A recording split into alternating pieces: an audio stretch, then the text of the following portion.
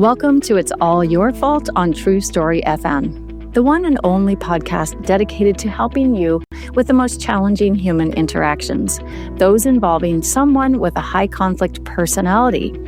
I'm Megan Hunter, and I'm here with my co-host, Bill Eddy. Hi, everybody. We are the co-founders of the High Conflict Institute and conflictinfluencer.com, where we focus on training, consulting, coaching, classes, and educational programs and methods, all to do with high conflict. So welcome, listeners. We took a week off, but we're back. Thank you for joining us over your cup of tea today.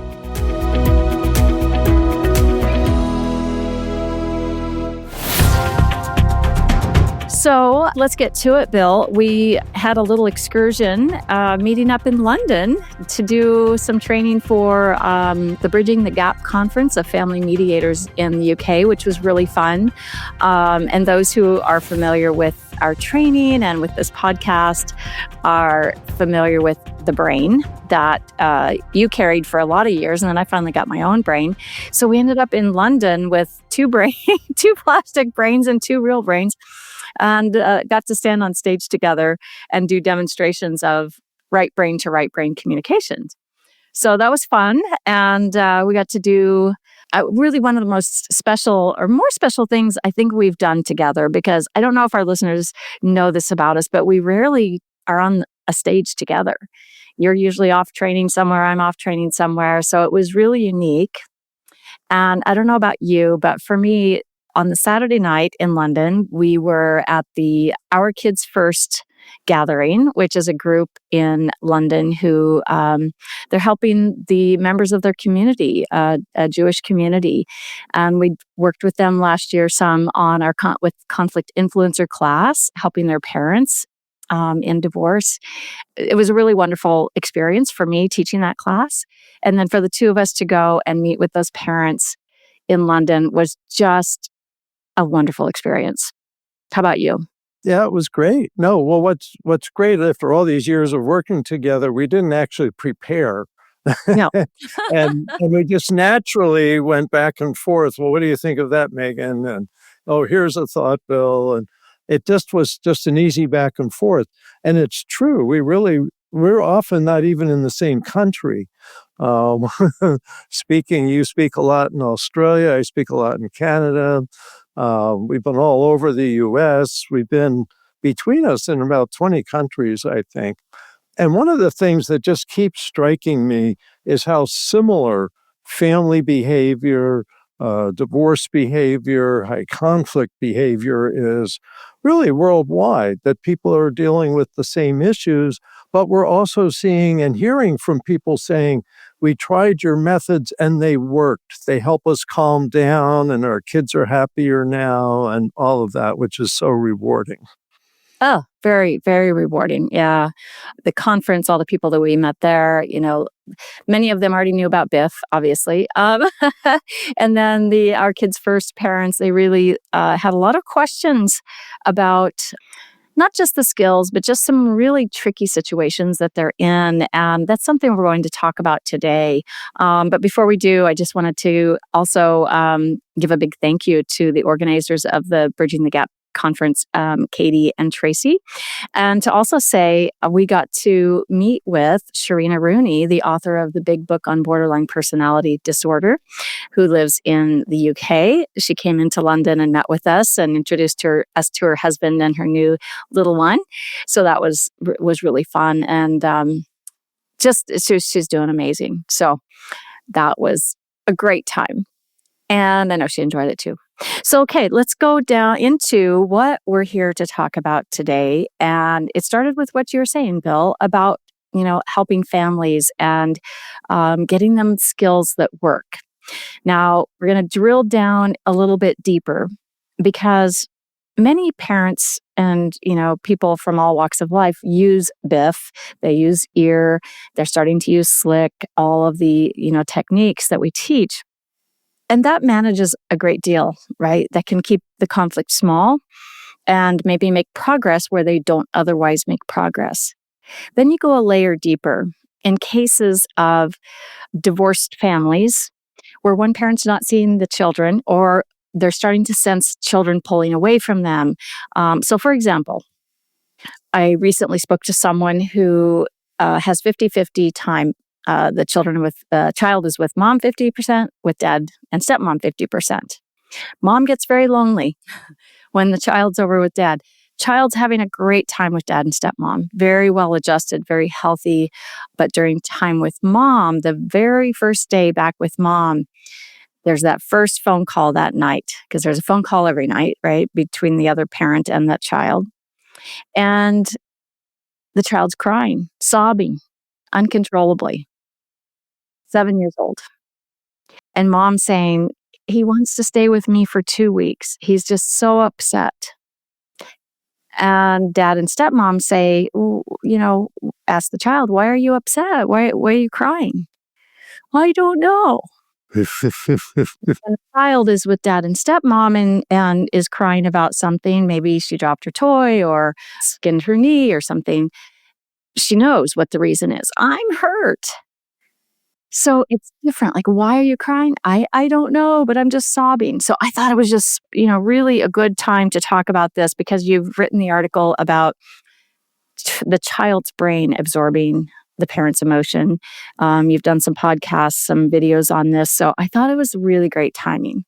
So let's talk about your kind of your premise of children absorbing their parents' emotions. Well, what happens is our brains are made to absorb other brains' emotions. So most people have heard of the amygdala, and the amygdala is like a smoke alarm for fear and anger, especially, but it picks up emotions and it remembers what's dangerous, and it's very much danger focused. And so if somebody's emotions are escalated, they're angry, they're sad, they're crying, they're afraid, all of that, our brain's designed to pick that up so as a group we can deal with whatever the problem is. Well, the thing is, for most adults, we don't just automatically absorb each other's emotions.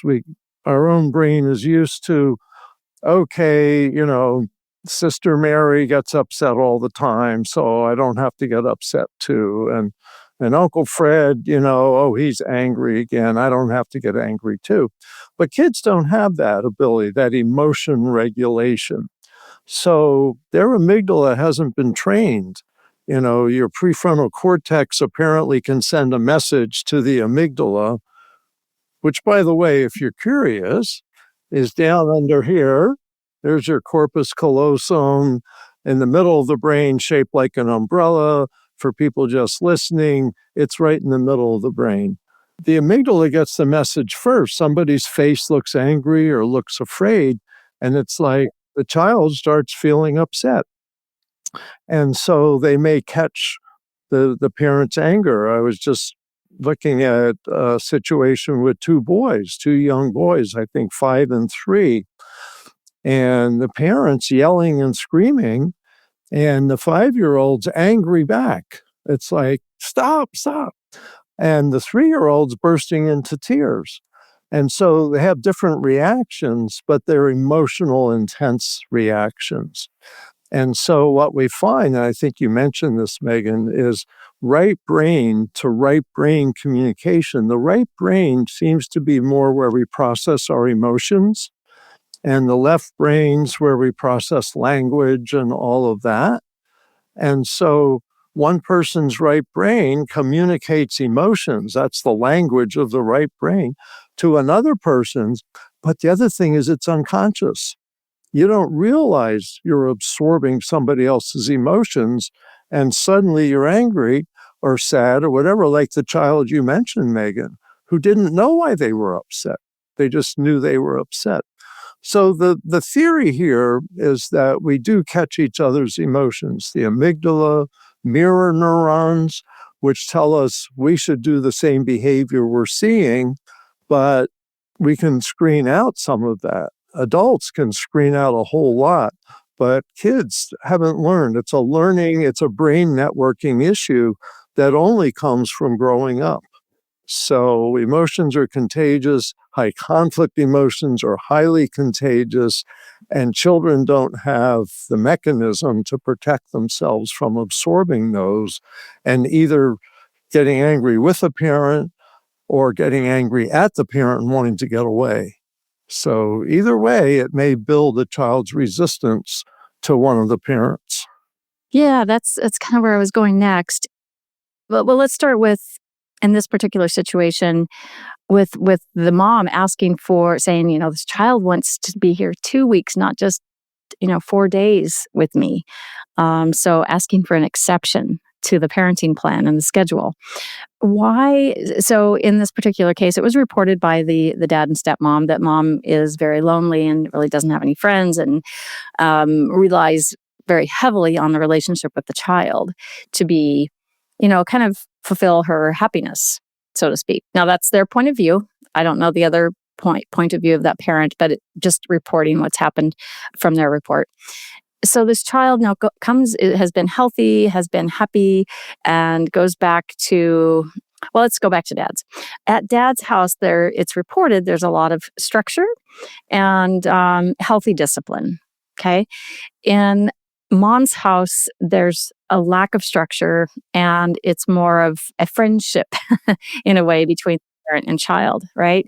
So you can imagine from the child's perspective, not only absorbing the emotions, but also getting over time, perhaps not being too crazy about going to dad's house where there's going to be rules and structure. And at mom's house, there's not so much. And you combine those two together and you start to see where the resistance to perhaps seeing dad down the road would come from. So let's walk through this child's life. Child goes back to mom's house and happy to see mom. I'm back in my, happy zone, happy zone in both houses, but within hours is sobbing uncontrollably. What's happened in that meantime? I think a lot of what's most likely happening is the child's absorbing the mother's sadness. And the child fears, uh-oh, the mother's sad. So first of all, then the child feels sad and doesn't necessarily know where it's coming from. Because remember, pretty much the right brain's unconscious of what's going on. It's looking out for safety. It's looking out, or am I in danger? Picking up nonverbal cues. So picking up mom's distress. But what we often see is then the parent, and this could be dad. There's a lot of dads are kind of on the permissive side, and mom's on the structured side. So this it isn't a gender issue. It's really an emotions issue. So you're saying it can be Disney dad or Disney mom. Exactly. How we frequently refer to the parent that's being more permissive. Right. Right. And so, but then what happens is the child feels sad. And mom may not be real self-aware and sees the child looking sad, says, "Oh my goodness, why are you sad, What happened to Sally? you? Yeah, did something go wrong? Did something happen? Do you want to spend less time with your father? Do you want to spend more time with me?" And the child's kind of like, whatever will calm the parent down, because kids don't like intense emotions. It's very much a warning to them that there's danger, and kids don't have the resources to save themselves from danger. So they really want to calm people's emotions down. So the child says, "Yeah, mommy, yeah, mommy." And so mommy said, "Oh, my daughter doesn't like it at dad's house," without realizing it was their intense emotions that started the domino effect here. And that's what we see is people that don't have a lot of emotional boundaries also don't have a lot of emotional self-awareness. So they don't see how they're triggering other people's upsets, and especially children's. So they get a child saying what actually they would prefer, but but they don't own it because they don't realize that they're doing that. So part of our education is teaching people about this. Check yourself. Is it your emotions driving the conflict, or is it coming from somewhere else? And especially for kids, they don't know where emotions come from. Right. They just don't want to see a parent upset. Yeah. They just so then you kind of get that the roles reversed a bit and flipped in wrong directions where the child becomes responsible for the parent's feelings. And that's not a healthy place to be. Exactly. And it's not. The majority of parents are pretty good at managing this. In other words, your emotions aren't going to change the schedule, aren't going to change the plan. Most people know emotions aren't decisions. Emotions may be part of decisions, but you also need to run them through the logical brain, the left brain, so that if your right brain's upset, you got to bring your left brain into the discussion and say, do we really need to change the schedule to 2 weeks? Is there something so terrible that's happening? And by the way, if they do change the schedule because of this seemingly upset emotions, there's going to be more and more instability, because when emotions drive decisions, emotions change, which means then the decisions need to change. And that's a spiraling effect. So, what are dad's options in this scenario? Does dad give in and say, okay, fine, stay 2 weeks because he doesn't want his child to be upset? Or do we stick with the parenting plan? What do we do? Well, I think if mom's saying the child wants to change the schedule, then I would think dad needs to talk to the child and say, hey, what's happening here? You sound sad, I'm looking forward to seeing you again in 4 days. And I think whatever it is that's happening can be talked through, and that when everybody calms down, I think you'll probably feel fine. And it's better to be consistent. And I think that the schedule works fine, and your mother didn't know what to do, but I would think that just keeping consistency here would really be helpful for you. And so just kind of reassuring the child, not making the child make a decision, but saying, I think as grown-ups that we need to do this, and telling mom, I'm not interested in changing the schedule just because there's some upset emotions this minute. And I think a reasonable parent can, to some extent, educate an emotional parent. And when I say emotional parent, I mean, we all have emotions, but one that seems to have less emotional boundaries so that the child does see their emotions and absorb them, is let them know, it's not a good idea for, little Annie to have the schedule change whenever there's an upset. I think we should teach her that the decisions will be made by the adults and that we can manage this. Now, let's say that every night on the phone calls, when Annie's at dad's house, mom is saying to Annie on the phone or FaceTime, Zoom, whatever they're using, that it's only 3 days till you get to come back to mom's house. And then the next night, it's only 2 days till you get to come back to mommy's house. It's only 1 day. Tomorrow you're coming. Is that healthy? Unhealthy? Neutral? It depends on the effect on the child. Another, if the child's like, yeah, I can't wait to see you in 3 days, have a good 3 days, then it may be fine. But I've had cases like this where the child bursts into tears and says, Dad, I want to go home now. Mom misses me too much. And the child wants to change. I had an example of a 4-year-old boy who, there was a lot of accusations and this and that turned out not to be true. So he's now starting regular weekend with dad. And at 8 o'clock or whatever, phone call with mom, and mom says, I'm sitting in your bedroom. Your teddy bear misses you. Oh, I miss dear. you. And the child burst into tears. Daddy, can I go home to my teddy bear? He misses me. And it's like, dad gets on. What are you doing, mom? Knock it off. Then So there's conflict. it depends. If you have that lack of emotional boundaries and that's progressing, that's not a good thing. It's important to be supportive of the other parent. You'll have a good time, and encouraging that With the child. with the child, yeah. So that, of course, kids are going to feel, my experience is that kids prefer where they are right now.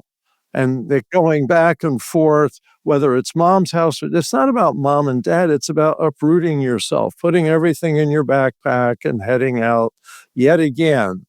And have a lot of empathy for that. But I think it's important that parents monitor their own emotions and ask themselves, are my emotions driving the child's emotions? Because when something comes up from kids, you've got to see where are they getting it. Emotions come from so many sources, and part of them are the parents and what they're saying and doing. What should the dad in this case do? I guess it's a two-part question. Should dad talk to mom? If let's say mom really doesn't have a level of self-awareness here, isn't really a big conflict person, but just very unaware and typically would continue the same pattern according to him, should he have a conversation with her? That's the more important conversation because the grown-ups should be making the decisions.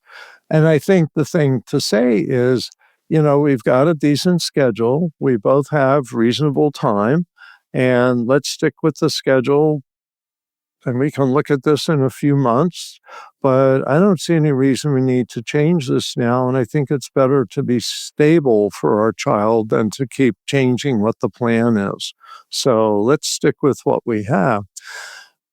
And of course, this is where you may end up getting lawyers and judges involved, as if people are violating the schedule and it's detrimental to the child. But I don't think dad needs to threaten that yet.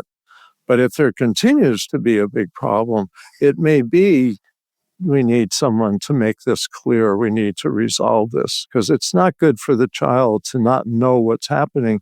And by the way, there's no perfect schedule for kids. The best schedules are the ones that both parents agree to. Then the kids don't feel stressed and it becomes routine.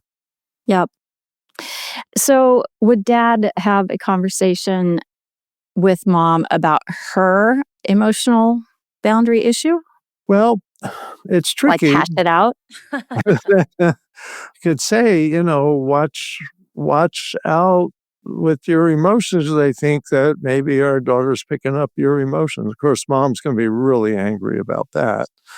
But I remember I was in a mediation. It's interesting. A couple that weren't seemingly angry. They'd separated a couple years earlier and they were changing some schedule things. And mom said, this is a 12-year-old girl saying, a 12-year-old starting to not want to go to your place. I don't know why it is. And I tell her to go, but she's starting to feel resistant to seeing you. So I'm not sure what's going on. This is where parents argue about it's all your fault. Should name a podcast after that someday. We should think about that. But then dad said, is she sleeping with you? Is she in your bed with you every night? And mom was like, how did you know? He remembered that before that had happened, that when the daughter would sleep with the mother regularly, the daughter would absorb the mother's emotions, especially sadness. So if mom cries herself to sleep and 12-year-old sharing the bed, 12-year-old's going to be not liking whoever made mom cry to sleep. And obviously it must be dad. And so it was the fact of sleeping with mom that made her resistance grow rather than something dad was doing. And that's people have to understand. You've got to consider more than one source when you see troublesome emotions. And parents really have to watch themselves. All parents, I mean, it's not just divorce situations. There's situations where you may need to talk on the phone in another room. And if you have to cry, you may want to cry outside of their hearing so they don't feel responsible or worried that you can't handle life, whatever's going on right now. Okay. So part two of that question is then what do we do with the child when child's with dad? So what can mom and dad or stepdad let me start over. Dad and stepmom do when little Annie is with them? Talking about, is there a way to support Annie for the transitions that are upcoming? And is there anything they can say to her that will help her when she gets to mom's house and there's probably going to be this, sadness again and crying and upset? Is there anything they can do with the child? Well, I think teaching the child the four big skills for life, which are managed emotions, moderate behavior, flexible thinking, and checking yourself, and making that a routine part of daily life. We're learning to manage our emotions. That guy in the store, was he managing his emotions? No. No, he was yelling. And did he get what he want? No, he was escorted out of the store. Just teaching the idea that managed emotions are good, flexible thinking is good, moderate behavior is good, checking yourself is good. So when she goes and mom maybe is venting a lot, is she can realize this isn't necessarily the way it should be. This isn't like the best way. Without dad saying mom's too emotional, is just say, we should learn to manage our emotions. And Annie and me, we're going to manage our emotions. So just kind of giving a framework to the child. And what's interesting about emotions is if you can name the emotion, like you're feeling an intense emotion, you can name it, its intensity reduces. And so you can say, I can see you're really angry, aren't you? I am really angry. Well, I'm not so angry now because you recognize I'm angry. And so it's the acknowledgement of and recognition Yeah. from another person that resolves that, brings it down.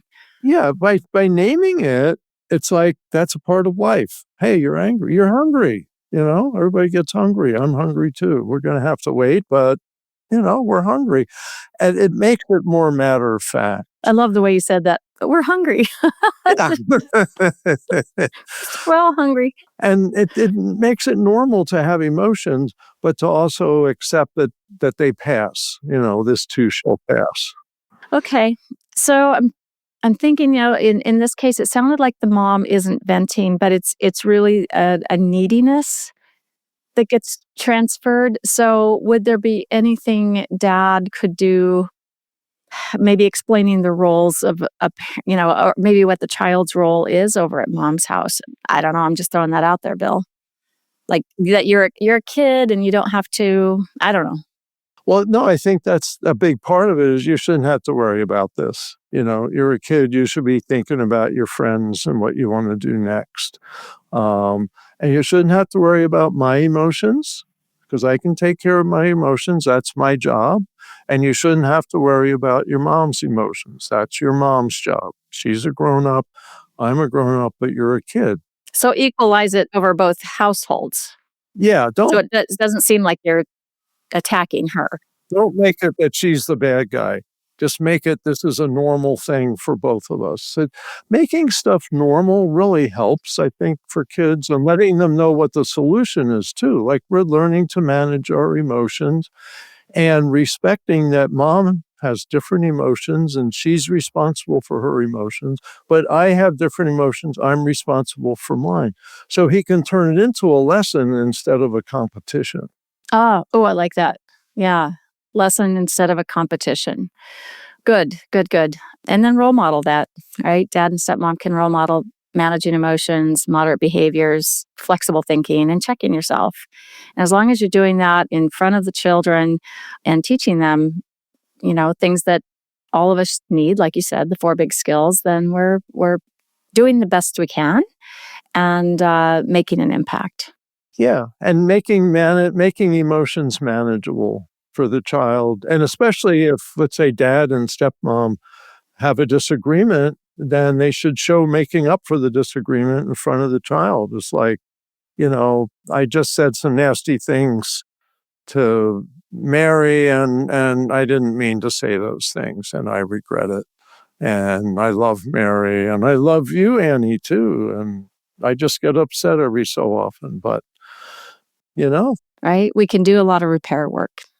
right, repairing comments like that So if you make a mistake, it's not the end of the world. It's what the big picture looks like. And to say, marriage researchers, the Gottmans, John and Julia Gottman, say it's a 5-to-1 ratio of positive interactions to negative in all happy couples.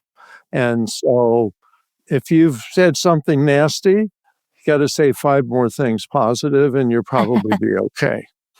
Nice. I love it. Love it. Love it. All right. Well, very good. This is such a big topic, but it can be simple. You can simplify it a bit, and I think we've done that today in this discussion. It doesn't have to be impossible, and there are things that parents can do within their own home and the time they have with the child. And I think that's, in my experience working with parents, that's something that many parents forget or don't even realize. There's kind of a mindset of, I got to call a lawyer, I've got to go to court because they're going to fix it. And then the court, I was just asked on a podcast interview recently about the courts, all the judges, they're child trained in psychology. Like, whoa, slow down. They went to law school. Right. They may be trained in utilities law or tax law. Right. And they don't want to raise your kids. They want you to raise the kids. Right. They're there for the final biggest decisions if you can't make the decisions. But parents, your child, you love your child. You're the ones that should make these decisions, and in all except exceptional cases. So judges really aren't there to raise kids in family court.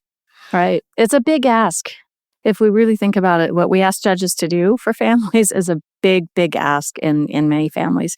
So think about the things you can do within your own home.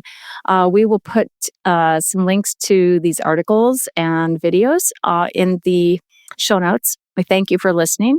We'll also put a link to Bill's book, Don't Alienate the Kids. It's excellent for parents, for grandparents, for professionals, whether lawyer, therapist, judges. So many good tips in there.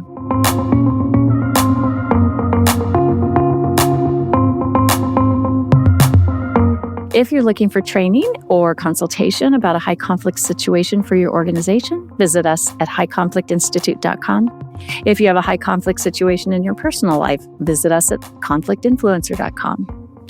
Keep learning and practicing the skills, be kind to yourself and others, while we all try to keep the conflict small and find the missing piece. It's All Your Fault is a production of True Story FM. Engineering by Andy Nelson. Music by Wolf Samuels, John Coggins, and Ziv Moran. Find the show notes, and transcripts at truestory.fm or highconflictinstitute.com/podcast. If your podcast app allows ratings and reviews, please consider doing that for our show.